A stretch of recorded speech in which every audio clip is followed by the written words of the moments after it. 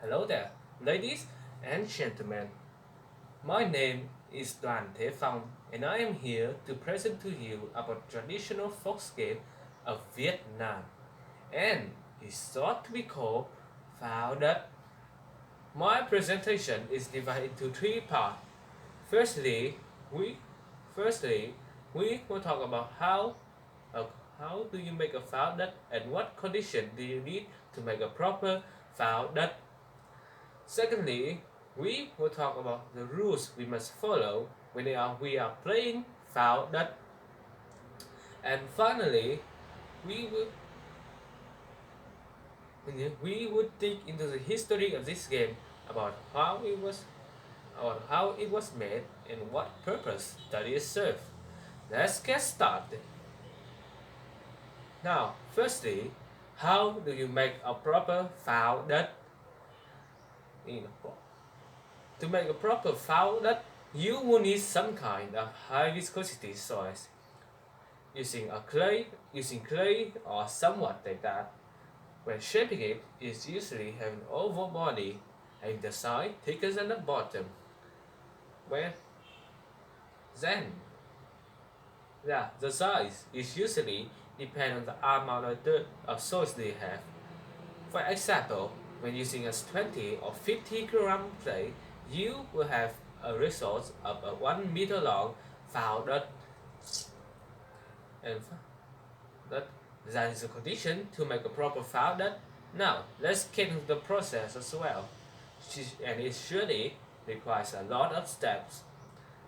Well, to make a proper pháo đất, you will need your soil to be flexible and smooth as possible by kneading it many times so that when molding it, the strength of the wall and the bottom will have the same thickness. Yes. In case the soil is too dry, don't be afraid to add more water when kneading it.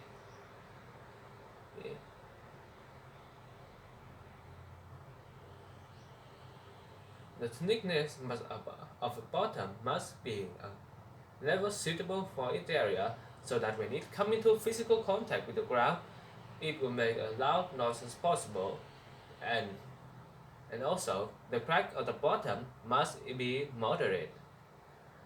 In some competition, the player will usually make the rim of it look like a scrap of a basket.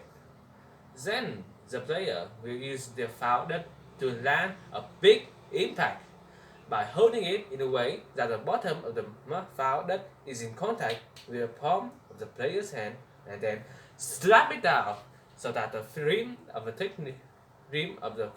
pháo đất is in contact with the surface of the playing field. And this technique requires a lot of precision so that the plane of it could come into physical contact with the playing field.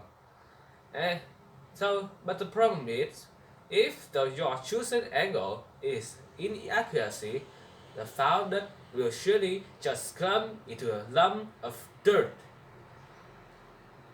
Well, that's all I have to say about how do you make a pháo đất, and how to play as well.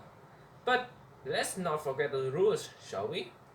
Well, to say about the rules, they're very simple. When each of the player get the equal choice to each other to make their own pháo đất, the player will take turns to make an impact with the pháo đất, and who can make the biggest impact will get to be the winner.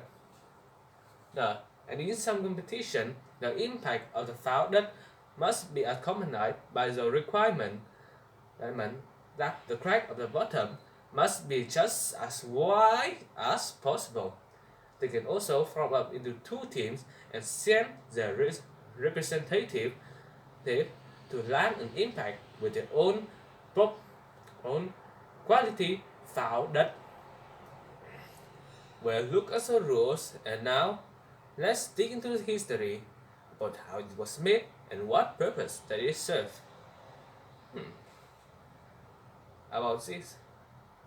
About the legend.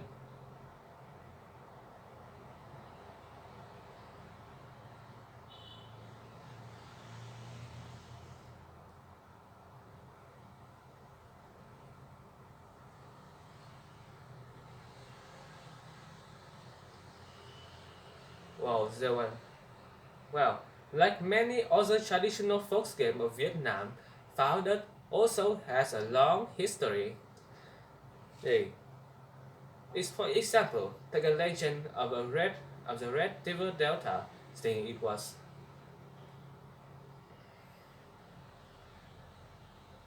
like many other traditional folk games of Vietnam.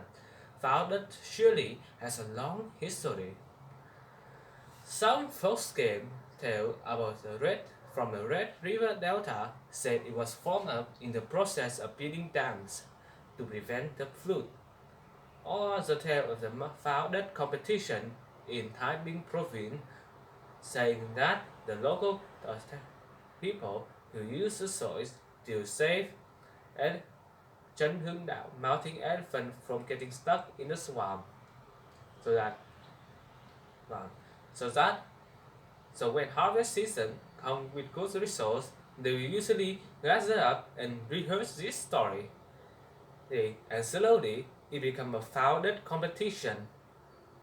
And the most ancient story come from Hồng Phong commune near Ninh Giang district uh, of Hải Dương province, saying that this game has been here since the time of Trưng sister,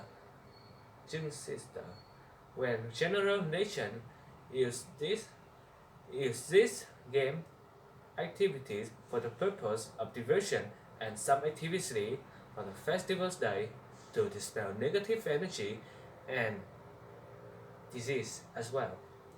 And that brings us to the end of my presentation, and I would like to say more than 1,000 thank you to you for spending time with me. See you soon.